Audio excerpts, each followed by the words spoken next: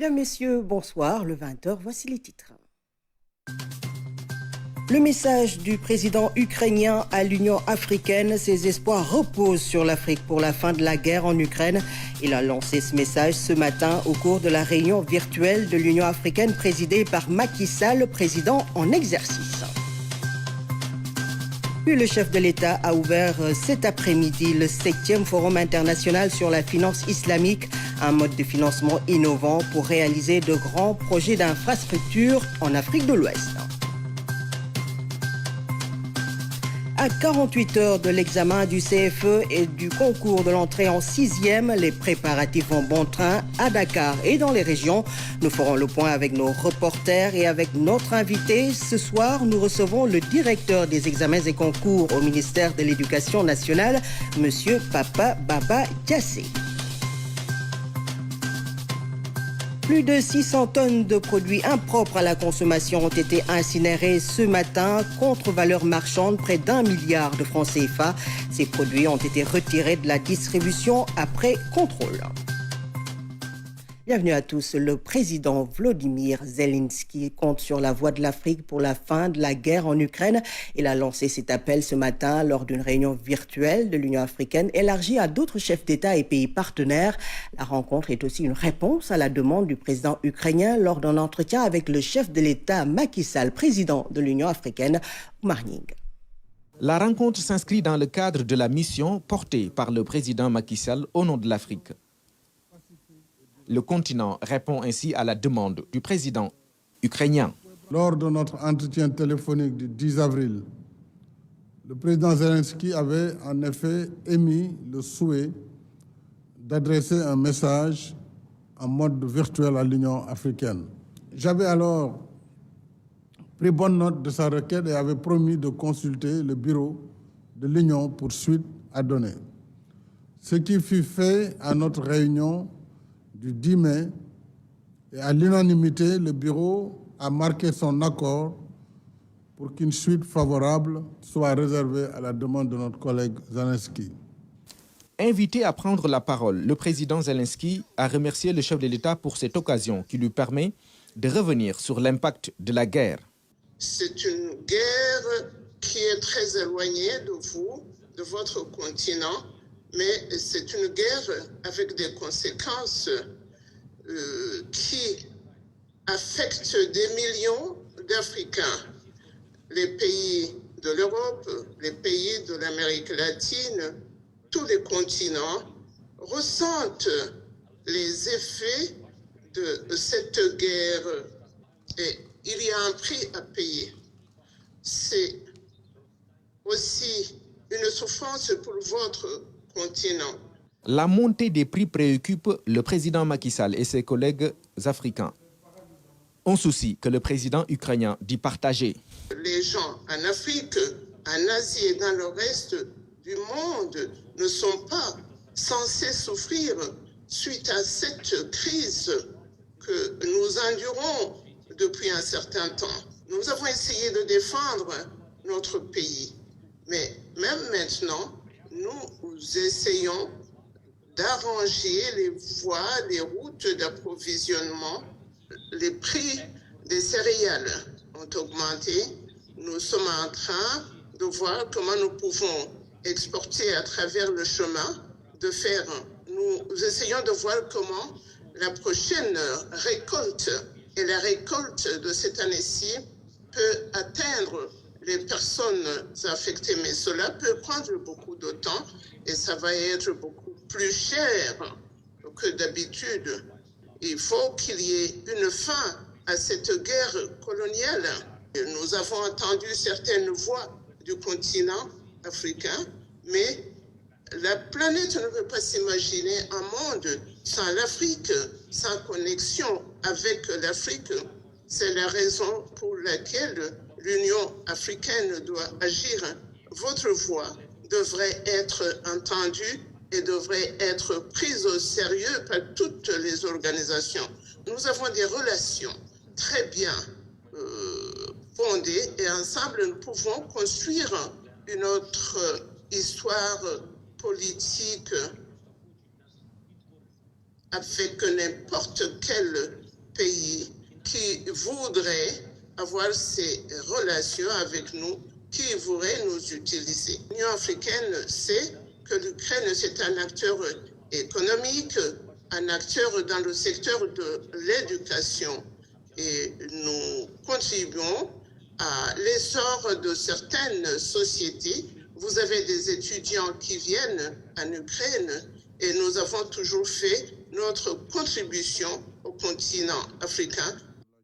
L'Afrique a donc écouté le président ukrainien. Le président Macky Sall s'est dit très sensible à ce message du président Zelensky. Le chef de l'État a rappelé l'attachement de l'Afrique à la paix qui permettrait de continuer les rapports commerciaux avec l'Ukraine. Le président ukrainien qui compte sur l'Afrique pour la fin de la guerre en Ukraine. Il a lancé cet appel ce matin lors d'une réunion virtuelle de l'Union africaine. Et lors de cette réunion, le président en exercice de l'Union africaine a rendu compte de sa mission en Russie à ses collègues chefs d'État. Le président Macky Sall a tenu à préciser que la démarche n'est pas une demande d'assistance. Il a porté le message de l'Afrique qui subit les conséquences de la crise ukrainienne. Suivez plutôt le président Macky Sall qui revient sur l'objet de sa visite en Russie. Dans l'esprit de notre visite, nous avons transmis le message de l'Union africaine en 2 points. D'abord, un message de paix et de désescalade, parce que même si nous sommes loin du théâtre des opérations, nous sommes concernés et impactés par ce conflit qui constitue une grave menace à la paix et à la sécurité internationale. Jamais, en effet, depuis la fin de la Seconde Guerre mondiale, l'humanité n'a été confrontée à un tel niveau d'affrontement majeur. Ensuite, nous avons transmis notre message de préoccupation face au blocage des stocks de céréales et d'engrais en Ukraine, mais également face aux difficultés d'approvisionnement en Russie. J'ai exprimé au président Poutine nos inquiétudes quant à l'impact catastrophique de ce blocage sur nos pays, avec les pénuries, la hausse généralisée des prix et les risques réels de déstabilisation sociale, économique et sécuritaire. Je dois, chers collègues, enfin préciser qu'à toutes les étapes de nos entretiens, j'ai clairement indiqué que notre démarche, la démarche africaine, n'a rien d'humanitaire. Nous voulons simplement éviter de subir les effets collatéraux d'une situation que nous n'avons pas créée. Nous n'étions pas dans une demande d'intervention humanitaire. Nous voulons acheter des produits dans le cadre normal du commerce et nous demandons à tous les partenaires de travailler avec nous pour trouver les voies et moyens de le faire. Le chef de l'État à la réunion virtuelle de l'Union africaine ce matin. Financement des infrastructures en Afrique de l'Ouest, la finance islamique comme mode de financement innovant. L'idée étant de bâtir une économie robuste à travers une transformation structurelle adossée à des investissements massifs pour combler le gap infrastructurel. Le sujet est au cœur du 7e Forum international sur la finance islamique en Afrique de l'Ouest qui s'est ouvert cet après-midi à Diamniadio, un événement présidé par le chef de l'État, le président Macky Sall. Le compte rendu de Pape Birham Biguenière. C'est devenu un rendez-vous incontournable en Afrique subsaharienne. Le Forum international sur la finance islamique de l'Afrique de l'Ouest se veut un moment d'échange et de haute réflexion pour contribuer à l'essor économique de la sous-région. Pour cette 7e édition, la finance islamique s'appuie sur un levier important qui tire la croissance des États, le secteur des infrastructures. Le PSE a fait, à n'en pas douter, des émules au niveau des pays de la sous-région, qui tous aujourd'hui font du leitmotiv du financement des infrastructures, à la fois le pari et le défi à relever impérativement. Dans cette perspective, il est impératif de trouver des mécanismes de financement innovants permettant à nos pays africains de combler notre gap en infrastructure à travers l'attraction d'investissements directs et au travers des financements participatifs. Les efforts consentis par votre gouvernement au cours des 10 dernières années dans la réalisation des infrastructures structurantes ont permis au Sénégal d'enregistrer des taux de croissance économique récurrents autour de 6%, de renforcer l'assise de son économie et de transformer le visage de sa capitale et des régions malgré les différents chocs socio-économiques subis. Les infrastructures constituent la base du développement. Un des marqueurs de la trajectoire d'émergence du Sénégal sous l'ère du président de la République Macky Sall, qui a réalisé des pas de géant dans la transformation du pays. Il faut que nous puissions voyager d'un pays à l'autre, que nos marchandises puissent voyager d'un pays à l'autre. Voilà pourquoi nous avons construit le pont de la Sénégambie avec nos parents de la Gambie, que je salue au passage, et que nous exécutons en ce moment le pont de Rosso, également avec nos parents de la Mauritanie, que je salue. J'ajoute également le pont Nelson Mandela de Foundiougne, déjà achevé, qui contribue à fluidifier le trafic entre le Sénégal et la Gambie. Et je n'oublie pas la réhabilitation du chemin de fer, qui reste parmi nos priorités.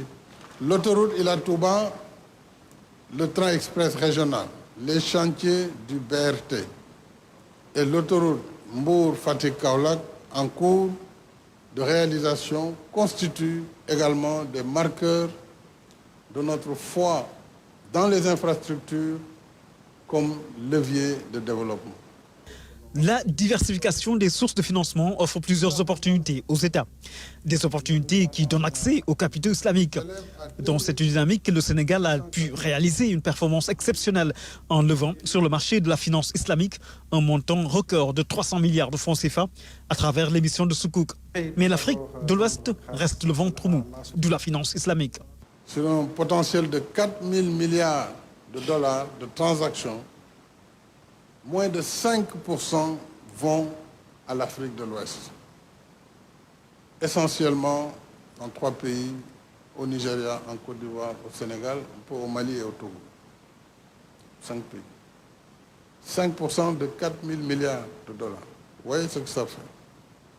Donc il y a du potentiel important encore à développer dans la finance islamique. Aujourd'hui, le Sénégal veut aller plus loin dans le financement de nouveaux types de projets rentables et tirer avantage des potentialités de la finance islamique. Notre pays pourrait mieux faire en matière d'émission de sukuk, adossé à de nouveaux investissements rentables. Je félicite le ministre des Finances pour ce qui a été fait, ainsi que la BIS qui l'a accompagné. Mais nous pouvons aller plus loin en adossant à des investissements rentables ces levées de financement, comme les autoroutes à péage. Nous allons faire Dakar-Saint-Louis, une autoroute à péage sur 30 ans pour lever des financements pour les adosser, pas seulement sur des bâtiments comme nous l'avons fait jusque-là, mais voir des projets structurants. Cela nous projetterait en tout cas sur des montants beaucoup plus importants. En définitive, les opportunités de la finance islamique sont vastes et prometteuses. Il s'agit de mieux maîtriser les mécanismes de financement pour garantir un meilleur accès aux sources de financement. Le 7e Forum international sur la finance islamique en Afrique de l'Ouest s'est ouvert cet après-midi à Diamniadio. L'examen du certificat de fin d'études élémentaires et le concours de l'entrée en 6e débute ce mercredi 22 juin. Et c'est toute une organisation. La semaine dernière, l'on a procédé à la levée des épreuves pour les régions. À Dakar, vous allez le voir, le processus a démarré. L'inspection d'académie veut éviter tout dysfonctionnement. C'est Dina Lunfal.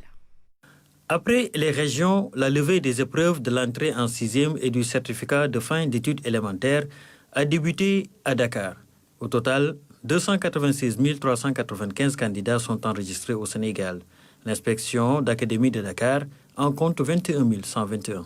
1989 surveillants vont être mobilisés, de même que 342 agents, n'est-ce pas, mobilisés également pour le secrétariat. À quelques heures de la tenue de l'examen d'entrée en 6e et du CFE, les dispositions sont prises au niveau de l'inspection d'académie de Dakar. Au plan organisationnel, l'académie est prête avec bien entendu l'accompagnement des autorités administratives chargées d'assurer effectivement la police des différents centres. La sécurité a été prise en compte. Un dispositif médical est également prévu. Il faudra également envisager on y est. La présence également de sapeurs-pompiers et d'agents, effectivement, de la Croix-Rouge pour aussi assurer un peu ce qu'il est convenu d'appeler la sécurité médicale. La pluviométrie, un élément pris en compte. Nous avons quand même la chance, depuis 2020, n'est-ce pas, d'organiser des examens en période hivernale.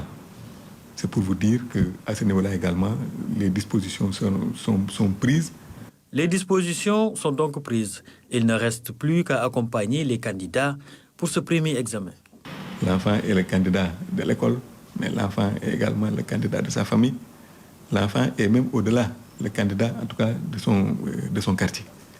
Pour dire en vérité qu'il nous faut créer ce qu'il est convenu d'appeler une synergie de l'ensemble des acteurs pour accompagner correctement effectivement le processus. Des correspondances ont été envoyées aux autorités administratives par l'inspection d'académie de Dakar pour une parfaite organisation de la session 2022 de l'entrée en 6e et du CFE. CFE et entrée en 6e, les épreuves seront administrées à plus de 390 000 candidats au Sénégal, en Gambie et en Guinée-Bissau. Le ministère de l'Éducation nationale a pris des dispositions pour un déroulement correct des compositions. Pape Kolinga. Face à la presse, le directeur des examens et concours du ministère de l'Éducation nationale, Papa Baba Diassé, s'est expliqué sur les mesures prises pour un déroulement correct de l'examen du CFE et de l'entrée en 6e. Au niveau de la direction des examens et concours, les activités liées aux validations des inscriptions, à la stabilisation des statistiques, à la construction, la validation, le conditionnement, le choix, la reprographie, la sécurisation et la mise à disposition des épreuves ont été bouclées. Pour les 28 candidats non ou malvoyants, des dispositions particulières ont été prises pour adapter les épreuves. Selon le directeur des examens et concours, des moyens humains, financiers, techniques et matériels suffisants ont été mobilisés. Le ministère de l'Éducation nationale n'a pas lésiné sur les moyens pour relever le défi de l'organisation. À titre indicatif, la phase d'administration des épreuves de la session de 2022 du CFE et de l'entrée en 6e nécessite en moyenne l'utilisation de 9 882 salles de classe et la mobilisation de 1884 chefs de centre, 1884 adjoints aux chefs de centre, 19 764 surveillants au moins, à raison de 2 par salle, 9 420 secrétaires, à raison de 5 par centre. Aussi, dois-je signaler que d'importantes réallocations de ressources issues du Fonds d'appui aux examens concours, le FAEC, ont été faites aux inspections d'académie et aux inspections de l'éducation et de la formation pour leur permettre de faire face à certaines dépenses liées aux évaluations du CFE et de l'entrée en 6e. Pour l'année 2021-2022, le nombre de candidats a légèrement baissé, mais les filles restent toujours majoritaires. À la date du 20 juin 2022, le nombre total d'inscrits est de 296 395, dont 165 714 filles, soit 55,90% du nombre total de candidats, contre 286 668 en 2021, soit un écart négatif léger de 273. L'ensemble des candidats sont répartis dans 1884 centres. Ces données statistiques stabilisées et envoyées par les académies pourraient connaître une évolution du fait du traitement tardif de certains dossiers liés à l'état civil de certains candidats. Le ministre de l'Éducation nationale invite à la vigilance et à une synergie d'action pour permettre un bon déroulement de l'examen. Au cours de cette conférence de presse, une réforme des textes régissant l'examen a été annoncée. Préparatif des examens scolaires à Kaolack, un CRD s'est tenu sur la question et des dispositions particulières sont prises par les autorités locales. Les détails avec Claire Diop. Pour un bon déroulement des examens de fin d'année scolaire, les acteurs se sont réunis pour réfléchir et prendre les dispositions techniques et organisationnelles adéquates afin de relever le défi. Pour le certificat de fin d'études élémentaires, l'inspection d'académie de Kaolack compte quelques 19 688 candidats. Ces derniers sont répartis dans 142 centres. L'année dernière, les résultats sont allés au-delà des espérances. En atteste le taux de réussite enregistré. Pour le CFE, en termes de résultats obtenus l'année passée, on a quand même des résultats assez satisfaisants qui dépassaient les attentes. Les objectifs ciblés étaient largement atteints. On était même plus ou moins au-delà de la moyenne nationale.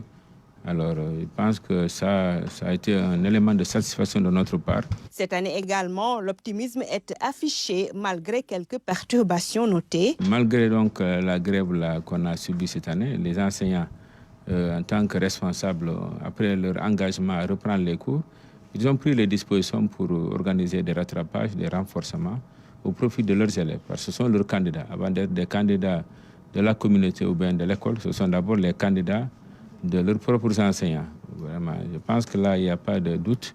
Je pense que les enseignements se sont bien passés, malgré les craintes qu'on avait en son temps. Moi, je n'ai pas de doute qu'on pourrait avoir de bons résultats. Les parties prenantes se disent rassurées quant au bon déroulement du processus. Le contexte hivernage est aussi pris en compte. Nous avons beaucoup insisté sur d'abord la mise à condition des centres d'examen. Parce que ces examens-là vont coïncider avec l'hivernage. Donc, il faut mettre en place un dispositif. D'abord, serrer tous les centres inondables et mettre à côté aussi, préparer les centres qui pourront les remplacer le plus rapidement possible sans perturber le déroulement donc, de l'examen. Les parents d'élèves sont exigeants, mais exigeants dans le sens d'avoir la qualité. Monsieur le gouverneur, comme monsieur l'inspecteur d'académie, convoque chaque année, avant la tenue des examens, autour d'un rapport, d'abord qui fait, disons, la cartographie de ce que nous avons à faire durant ces examens-là, et mettre chacune des composantes de la communauté éducative devant ses responsabilités. Une baisse du nombre de postulants pour le CFE cette année ici à Kaolack est constatée. L'examen proprement dit se déroulera les 22 et 23 juin sur toute l'étendue du territoire national. Et à 2 jours de ces examens, tout est fin prêt pour accueillir les candidats de l'IAD Kaolack. Les épreuves sont déjà sur place, prêtes à être convoyées dans les différents centres d'examen. Les explications de Siaka Goudiabi, inspecteur d'académie de Kaolack, que voici. Les centres d'examen du CFE sont fin prêts pour accueillir les candidats. Donc ici à Kaolack, nous n'avons pas de difficultés. Nous avons pris franchement toutes les dispositions. Alors les chefs de centre sont déjà nommés, ils ont reçu les instructions nécessaires. Les surveillants, ils sont déjà nommés, ils ont reçu leur ordre de mission, ils ont reçu leur convocation pour donc se mettre en route. Dès demain, dès donc ce mardi 21 juin 2022, les IF, comme à l'accoutumée, vont recevoir l'ensemble des chefs de centre dans leurs circonscriptions respectives pour donner les dernières instructions, les dernières recommandations, et partager les mesures pratiques en dernier ressort. Et en même temps, avant de les libérer, chaque chef de centre va recevoir son lot de sujets, d'épreuves. Donc voilà, tout est fait prêt. Les épreuves sont déjà convoyées depuis Dakar jusqu'au niveau académique. Donc les épreuves sont ici dans l'académie, ils sont sécurisées quelque part. Et donc demain, ce mardi 22 juin, nous allons remettre des épreuves après concertation au chef de centre. Alors les surveillants sont déjà nommés, je l'ai dit tantôt. Maintenant, on a toujours demandé aux parents d'élèves également de continuer la sensibilisation des enfants, des candidats, pour les mesures pratiques à prendre et les bons comportements à adopter. Et pour plus de détails sur le CFE et l'entrée en 6e, nous recevons le directeur des examens et concours au ministère de l'Éducation nationale, M. Papa Babadiassé. Bonsoir. Bonsoir, Hubert. Alors, ces examens, c'est toute une organisation. Comment vous vous y prenez? Parce que je rappelle que ça concerne aussi la Gambie et la Guinée-Bissau. Est-ce que vous avez des contraintes? Effectivement, merci, Rubiatou, de l'opportunité que vous m'offrez pour informer l'opinion publique nationale sur les dispositions prises par le ministère de l'Éducation nationale pour relever les défis de l'organisation du CFE de l'entrée en 6e. Alors, vous savez, l'organisation d'un examen, c'est un processus. Il y a des activités qui se tiennent en amont, il y a des activités qui se tiennent le jour de l'examen et des activités qui se tiennent après l'examen. En amont, au niveau de la direction des examens et concours, nous avons procédé aux validations des inscriptions, à la construction des épreuves, à la validation des épreuves, au choix, n'est-ce pas, à la reprographie, mais également à la sécurisation des épreuves et à la mise à disposition aux académies. Au niveau des concentrés, au niveau des inspections d'académie et des inspections de l'éducation et de la formation, effectivement, vous avez entendu les inspecteurs d'académie de Dakar et de Kaolack, que je félicite au passage, pour les dispositions prises en relation avec les autorités administratives, notamment les gouverneurs et les préfets.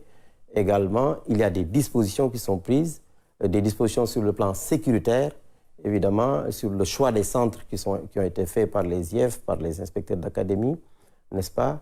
Mais sur le choix des centres basés sur des critères. Et vous avez entendu parler de la question de l'hivernage. Les examens se tiennent dans un contexte hivernal. Effectivement, le choix des centres, c'est à ce niveau que les inspecteurs d'académie jouent un rôle fondamental. Parce que tous les centres qui peuvent poser problème ont été délocalisés et vous voyez que donc toutes les dispositions ont été prises à ce niveau-là pour permettre un bon déroulement de l'examen du CFE et du concours d'entrée en 6e. Alors, le jour de l'examen également, nous avons mis en place un comité de veille, d'alerte et de veille au niveau de la direction des examens et concours pour non seulement recueillir les données statistiques, mais prendre en charge tous les problèmes qui se posent, n'est-ce pas, au niveau des concentrés.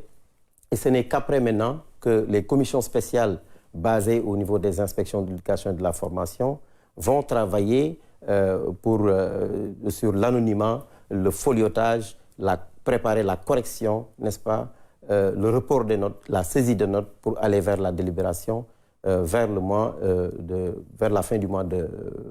en tout cas, le ministre voudrait qu'on proclame les résultats avant le démarrage du baccalauréat. Alors, nous sommes à 48 heures de ces examens. Où en êtes-vous avec la levée des épreuves? La levée des épreuves a démarré le lundi 13. Et c'est terminé aujourd'hui. Donc, toutes les académies ont déjà procédé à la levée des épreuves et ils vont organiser la mise en route au niveau des IEF, la mise en route avec les chefs de centre pour non seulement remettre les épreuves, mais donner les dernières instructions, comme l'a dit l'inspecteur d'académie de Kaolack, M. Siaka Goudiaby. Et comment sont-elles sécurisées, ces épreuves? Elles sont sécurisées en relation avec les gouverneurs. Je l'ai dit tout à l'heure, le ministre de l'Éducation nationale, Mamadou Talla, avait envoyé une correspondance aux gouverneurs pour leur demander de prendre en charge la sécurisation, n'est-ce pas, des épreuves en relation avec les inspecteurs d'académie et les inspecteurs de l'éducation et de la formation. Cela a été fait. Donc, les épreuves ont été sécurisées au niveau de la DEXCO, au niveau des concentrés. Et maintenant, certainement, il y en a qui l'ont déjà fait ou demain vont procéder à la mise en route des chefs de centre, n'est-ce pas, pour distribuer les épreuves aux chefs de centre qui vont à leur tour, le jour de l'examen maintenant, n'est-ce pas, procéder à l'administration de ces épreuves-là. Et pour les Donc, dans la chaîne, toutes les mesures de sécurité véritablement ont été prises. Et pour les non ou malvoyants, ces épreuves sont adaptées? Évidemment, pour les malvoyants et les non-voyants, les épreuves ont été adaptées. Pour les non-voyants, les épreuves ont été transcrites en braille. Et pour les malvoyants, les épreuves ont été... la police d'écriture, n'est-ce pas, a été augmentée pour les malvoyants. Et elles seront normalement à la portée d'un élève moyen, ces épreuves? Oui, je le pense, parce qu'on ne peut pas évaluer ce que nous n'avons pas enseigné. Ça, c'est une loi dans l'enseignement. Nous savons que les élèves, il y a eu quelques petites perturbations, mais quand même, n'est-ce pas, les enseignants avec les inspecteurs d'éducation de la formation, les inspecteurs d'académie, que je félicite au passage, ont mis en place un dispositif de renforcement pédagogique. Donc à ce niveau, je rassure les parents d'élèves, je pense que les élèves sont à même, n'est-ce pas, de subir les épreuves. Et on parle d'une réforme de ces examens. Pourquoi une réforme? Qu'est-ce qui va changer? Vous savez, depuis 2013, le Sénégal met en œuvre, n'est-ce pas, la réforme certificative au niveau du CFE depuis 2013. Donc, cette année, nous avons procédé à l'évaluation de cette réforme. Et il y a des recommandations qui ont été faites, n'est-ce pas? Ces recommandations vont être prises en charge à partir de l'année prochaine. Le ministre de l'Éducation nationale également veut qu'on procède à la réforme du BFM et nous allons y travailler pour qu'à partir de l'année prochaine, qu'on puisse, n'est-ce pas, les mettre en œuvre. Monsieur Papa Babadiassé, je vous remercie. C'est moi qui vous remercie, madame. Je rappelle que vous êtes le directeur des examens et concours au ministère de l'Éducation nationale. Prétexte de notre entretien, l'examen du certificat de fin d'études élémentaires et le concours de l'entrée en 6e qui débute ce mercredi 22 juin. Le Sénégal était présent au Maroc à l'atelier sur l'approche psychosociale et le bien-être. La directrice générale de l'Agence nationale de la petite enfance et de la case des tout-petits a aussi tenu des rencontres avec les partenaires sur le bien-être de la petite enfance, Mamadou Sakiné et Ibrahim Andok. L'approche psychosociale et le bien-être sont à l'ordre du jour de cette rencontre. Une rencontre organisée au Maroc avec comme objectif principal discuter de tout ce qui concerne la petite enfance. Elle se tient d'ailleurs dans un contexte mondial marqué par des crises multiformes. De plus en plus, on assiste à des violences sexuelles, physiques, psychologiques et verbales faites aux femmes et aux enfants. On peut, entre autres, citer les actes de violence conjugale, les abus sexuels, les violences non conjugales, la violence sexuelle liée à l'exploitation. Ces phénomènes ne sont pas sans conséquence sur la vie de la petite enfance. Selon la directrice de l'Agence nationale de la petite enfance, il faut prendre en charge ces personnes vulnérables. Des conditions optimales de santé, de nutrition, de protection, d'éveil et de stimulation aux enfants, de sécurité et d'accès à des services de qualité. Pour ce faire, il est nécessaire d'assister les victimes en identifiant leurs besoins et ceux du milieu et en intervenant sur les dimensions. En marge de cet atelier, la directrice nationale de la petite enfance et de la case des tout-petits a tenu des tête-à-tête avec des structures comme l'Organisation du monde islamique pour l'éducation. Des axes de collaboration comme l'assainissement et l'hygiène en milieu scolaire ont été aussi abordés. Plus de 600 tonnes de produits impropres à la consommation ont été incinérées ce matin. 600 tonnes pour une contre-valeur marchande de près d'1 milliard de francs CFA. Ces produits ont été retirés du circuit de distribution après des contrôles menés par les services du ministère du Commerce. Le reportage de Youssouf Kaba. Cette opération d'incinération a concerné essentiellement des produits de consommation courante, de médicaments et de boissons sucrées et alcoolisées. Plusieurs centaines de tonnes parties en fumée sous la conduite du ministre du Commerce. Cette démarche constitue une des missions principales de son département. Tous les produits qui sont fabriqués au Sénégal, avant d'être mis sur le marché, font l'objet d'une autorisation de fabrication après analyse et donc conformité de ces produits aux normes sénégalaises. Mais également, tout produit qui est importé au Sénégal fait l'objet d'une analyse, d'une vérification sur sa non-toxicité, mais aussi sur sa conformité aux normes sénégalaises. Mais nous n'arrêtons pas notre travail à ce niveau. Au quotidien, les services du ministère du Commerce se rendent dans les différents marchés, mais également dans tous les établissements qui font du commerce, dans les entreprises, dans les usines, des industries qui fabriquent des produits alimentaires pour vérifier la conformité de ces produits aux normes sénégalaises. Donc, à l'issue de ces différents contrôles, nous avons pu retirer du circuit de distribution 625 tonnes de produits impropres à la consommation. L'opération s'est déroulée en présence des organisations consuméristes.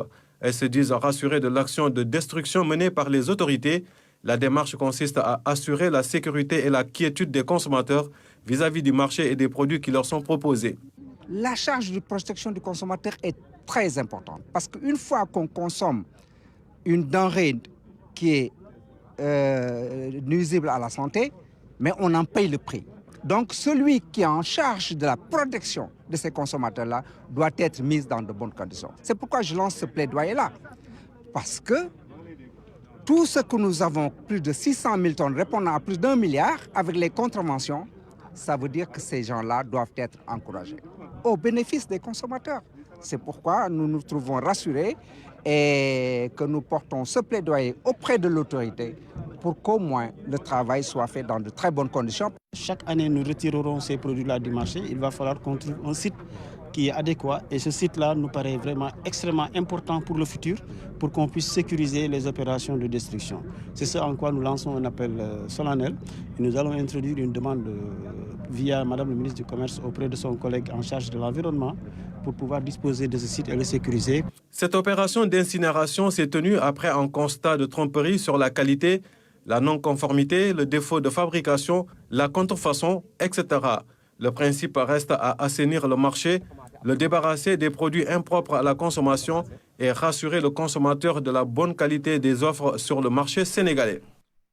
Le Japon a fait don de 2500 tonnes de riz au Sénégal. Ce don, évalué à 1,250 milliard de francs CFA, vient renforcer la coopération entre nos deux pays. La cérémonie a été présidée par l'ambassadeur du Japon et le ministre du Développement communautaire, de l'équité sociale et territoriale, Ibrahima Ndong. Plus d'un quart de siècle que cette céréale ne cesse de renforcer les relations entre le Sénégal et le Japon. 2620 tonnes de riz. C'est le don du Japon au profit du Sénégal. Un don qui s'inscrit dans le programme d'aide alimentaire, l'un des principaux axes de coopération entre les deux pays. Le gouvernement apprécie à sa juste valeur les efforts que vous avez faits pour l'éligibilité du Sénégal au projet d'aide alimentaire CAER. Par ailleurs, je note avec satisfaction que la requête de prélèvement d'une quantité de 600 tonnes pour renforcer le stock national de sécurité alimentaire a été acceptée par le gouvernement du Japon. Je vous en remercie vivement. Cette assistance revêt une importance particulière cette année, surtout avec la tension sur les marchés internationaux en céréales, une situation occasionnée par le conflit entre la Russie et l'Ukraine. Cette coopération est le résultat de l'échange de notes signées avec son Excellence Monsieur le ministre de l'Économie, du Plan et de la Coopération, dont montant 2,250 milliards de francs CFA environ. Cette coopération renouvelée depuis l'année 1988 constitue un des principaux domaines de la coopération entre le Japon et le Sénégal. C'est un des symboles forts de notre amitié et de notre solidarité. Le riz occupe une place particulière dans l'alimentation quotidienne de nos deux peuples. Cet outil de financement a aussi permis de réaliser d'importantes activités du gouvernement. Je saisis cette occasion solennelle pour magnifier le dynamisme des relations de coopération entre nos deux pays. Ces dernières ne cessent de se raffermir, en grande partie grâce à votre engagement, monsieur l'ambassadeur, et à la disponibilité des personnels de votre représentation diplomatique à Dakar. Je vous prie au nom de son Excellence, monsieur Macky Sall, président de la République du Sénégal, du gouvernement et de l'ensemble du peuple sénégalais, de bien vouloir transmettre au peuple et au gouvernement japonais l'expression de notre profonde gratitude. L'assistance alimentaire du Japon permet aussi de constituer un fonds de contrepartie, un fonds destiné à financer d'autres projets dans d'autres secteurs du développement économique et social. Pour renforcer la sécurité aéroportuaire, la Direction générale de l'AIBD a acquis un véhicule scanner. À la réception de cet équipement de haute technologie, AIBD SA a réaffirmé son soutien au Casa Sport, champion du Sénégal de football. Le reportage de Awan Ndiaye. Le directeur général de l'aéroport international Blaise Diagne a réceptionné un véhicule scanner destiné au renforcement de la sûreté à l'aéroport. Ce dispositif constitué d'un car mobile de dernière génération est capable de scanner tout type de véhicule accédant en zone réglementée. Dans le cadre du projet Hub aérien 2025, le directeur général de AIBD SA compte faire de la plateforme aéroportuaire l'une des plus sûres du continent. Le Casa Sport, leader du championnat national, a été félicité par le directeur général de AIBD. L'équipe est un des plus illustres ambassadeurs de l'aéroport international Blaise Diagne. La zone sud est la deuxième plateforme aéroportuaire après Dakar. AIBD SA a décidé de soutenir les champions dans les domaines du sport et de l'éducation. La Casamance dispose de 3 aéroports en construction, Kolda, Ziguinchor et Cap Skirring. Ils vont recevoir des vols venant de partout dans le monde. La marque AIBD SA, à côté des talents sportifs nationaux, va permettre de montrer davantage, vous l'avez rappelé, Monsieur le Président, dans votre discours, son engagement à promouvoir des valeurs que les entreprises championnes et les champions sportifs de haut niveau ont en partage avec le secteur aéroportuaire qui est un esprit d'équipe, l'engagement, la passion et la combativité. Cette convention de partenariat d'une valeur de 75 millions permet de vendre l'image de AIBD SA et du Sénégal. Casa Sport et Ale Casa permettront à l'aéroport international Blaise Diagne de renforcer sa stratégie de sponsoring autour de l'élite sportive sénégalaise. Après un exil forcé de 25 ans, les habitants de Binjaloum Mandjak sont revenus dans leur village en 2020. 2 ans après, leur quotidien n'est pas encore rose, mais ils ont la sécurité. Ce qu'ils souhaitent, c'est d'être accompagnés pour la reconstruction et la reprise de l'agriculture. Zoom sur ce village de la commune de Boutoupa Kamarakunda en cette journée des réfugiés. C'est avec Abdoulaye Sinkari. C'est par cette piste enfouie au milieu d'une forêt qui a fini de reprendre ses droits qu'il faut rallier Binjaloum. Binjaloum Mandjak, dans la commune de Boutoupa Kamarakunda, dans l'arrondissement de Niaguis. Un village au carrefour de localités tristement célèbres, comme Baraka Manjoka. C'est l'une des zones les plus meurtries par la crise qui tente de se reconstruire. Cette année, il y a des gens qui sont venus construire 9 maisons. Parmi les 9, 4 sont tombés à cause de la pluie et 5 ont été couvertes. Ce que j'avais pris, j'avais 139 habitants, les gens qui étaient revenus l'année passée. Maintenant, je n'ai pas encore repris le... Il y a des gens qui sont augmentés, mais je n'ai pas encore fait de nouveau recensement.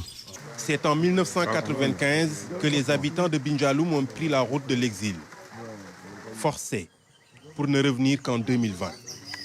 Le chef Jacques est l'un des artisans du retour. Avec son frère, l'abbé Camille, il a prêché la bonne parole des années durant. C'était trop difficile de convaincre les gens parce que les gens avaient peur. Vous savez, quand il y a un conflit, souvent ceux qui ont assisté aux faits, ils ont toujours ça dans leur tête. Pour leur dire revenez, c'était des problèmes. Au départ, depuis 2018, qu'on nous avait demandé d'ouvrir les routes.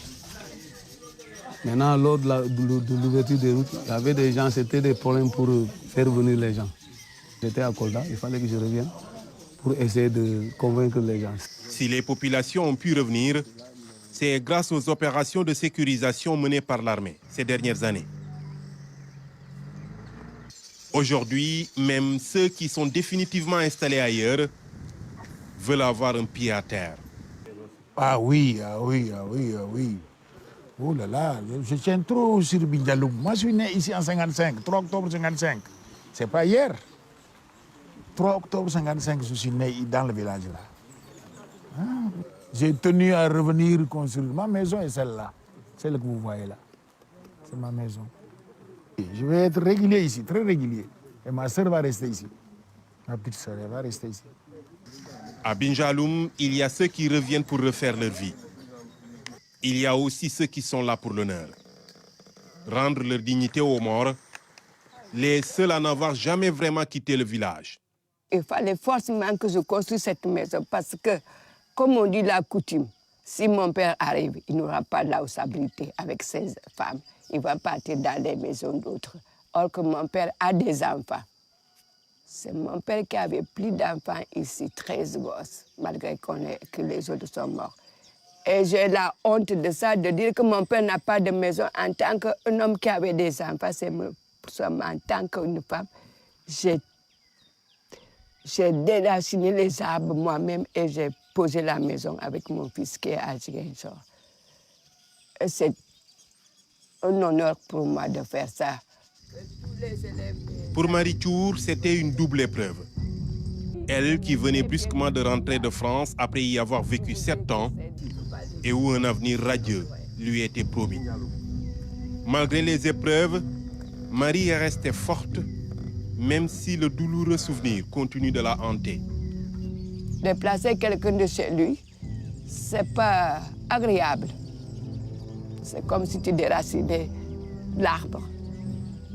Nos papas sont décédés vite à cause de cette guerre.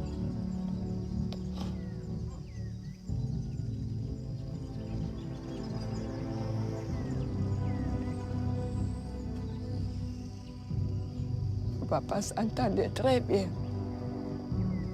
La façon dont il nous a chargés de ce village, c'est vraiment pénible. C'est pas du tout supportable, c'est insupportable. Mais grâce à Dieu aussi, le bon Dieu nous a donné notre village sans qu'on se rendait compte qu'un jour on reviendrait à Binjaloum. On remercie Dieu et la Sainte Vierge. Ce qui reste à Marie, c'est le plaisir de revenir sur la terre des aïeux et sa foi en Dieu. C'est mon grand-père qui a fondé ce Binjaloum. C'était bien prospère, accueillant. Et surtout quand on a fait venir la Sainte Vierge, ce jour-là, c'était une grande fête pour nous. La Sainte Vierge en fait partie de la chose qui a fait sauver notre village. La Sainte Vierge que vous voyez là-bas. Elle a sauvé notre village. Ce sont des curés qui nous ont amené Sainte Vierge, mais on ne l'a pas regretté. Et chaque personne qui vient, il veut habiter ici. On est heureux d'être dans ce village, d'être né dans ce village, parce que notre village est accueillant. Un petit bout de paradis que les déplacés de retour ne sont pas sûrs de retrouver un jour. Avant, c'était, oh là là, avant le village là.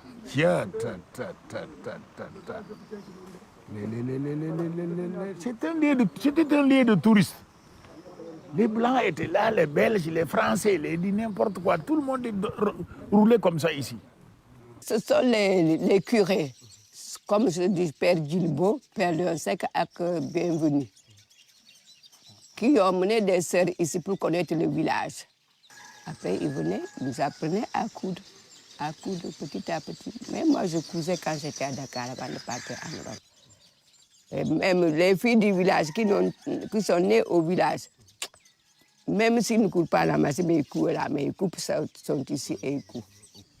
Du village accueillant et prospère qu'ils ont abandonné en 1995, ils n'ont retrouvé que les vestiges. Tout est à reconstruire.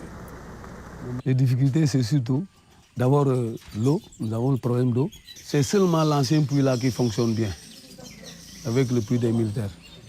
Le forage qu'on nous a construit n'est pas fonctionnel.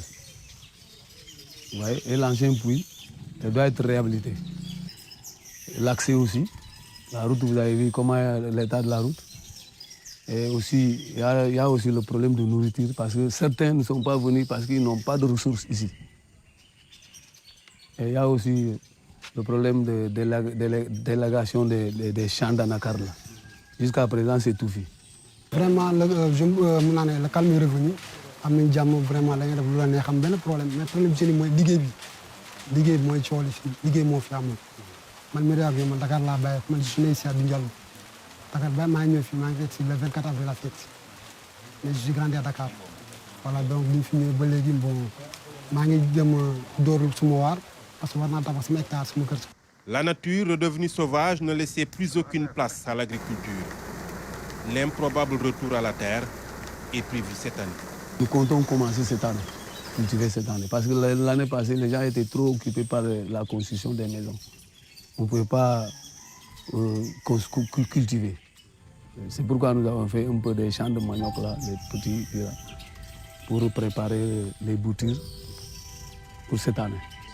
C'est la nostalgie de Djussé, l'espoir de Jacques et la foi de Marie qui sont les germes de la Renaissance. Sur cette base, il faut rebâtir un village qui vit, ce qui est impossible sans un appui conséquent. Zoom sur Binjaloum Manjak qui revit un document signé Abdoulaye Sinkare. Sport, natation, championnat interclub de Dakar. La compétition a vécu ce week-end à la piscine olympique.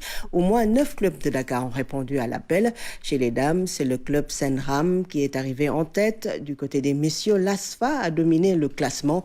Nos reporters Amadou Diallo et Ibrahim Mboub y étaient pour vous. L'ASFA au sommet de la natation dakaroise, les militaires ont surclassé les dauphins, l'Atlantic Olympic Club ou encore la Renaissance sportive de Yoff avec plus de 6000 points au total. Des compétitions âprement disputées, nage libre, 100 mètres d'eau, 100 mètres brasse, 100 mètres papillon et relais étaient au menu. On est très content d'avoir gagné cette compétition régionale. C'est le travail qui paye. Alors, à la fois, vous avez l'habitude de gagner? Oui, on a l'habitude. Le secret? Oui, c'est le secret. Le secret, c'est l'entraînement. Voilà. Le club des nageurs des maristes remporte le Graal chez les dames avec plus de 5000 points. Le cercle des nageurs de Dakar-Gorée et l'Atlantic Olympic Club sont respectivement 2e et 3e. Je suis heureuse et à la fois fière. Je suis très fière de nous tous et j'espère qu'on va faire mieux aux nationaux. Les fédéraux se délivrent un satisfecit pour cette compétition qui annonce l'ouverture de la saison. L'objectif premier, c'est de faire participer au grand maximum possible de nageurs et de clubs. Au total, nous avons enregistré 9 clubs qui ont participé à ces championnats. Et pour chaque club, au moins, ils ont engagé 10 nageurs parce que ça fait partie du règlement. Et nous avons vu vraiment la présence effective de ces clubs, des encadreurs surtout, qui ont accompagné les nageurs et avec vraiment un bon esprit de participation. Cette compétition régionale sert de qualification pour les championnats nationaux prévus d'ici à 15 jours. Et pour terminer, sachez que les CAF Awards seront organisés le 21 juillet au Maroc en marge de la Coupe d'Afrique féminine. Cette cérémonie de récompense des meilleurs footballeurs du continent ne s'est pas tenue depuis 2 ans. Sadio Mané est en pole position pour remporter son 2e ballon d'or africain. En janvier 2020, il avait déjà soulevé le trophée en Égypte. Ainsi prend fin ce journal. Merci de l'avoir suivi. L'information continue sur nos plateformes digitales. Je vous souhaite une excellente soirée.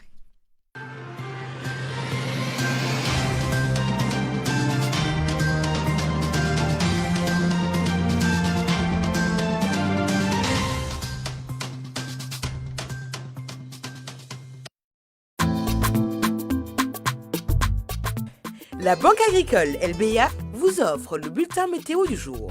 La Banque agricole, experte et ouverte.